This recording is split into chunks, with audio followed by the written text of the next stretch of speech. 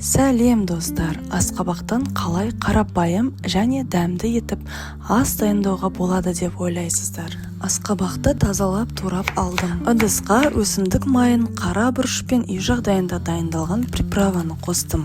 Видеоларымды қарап жүрген болсаңыз, приправаның дайындалу жолы көрсетілген.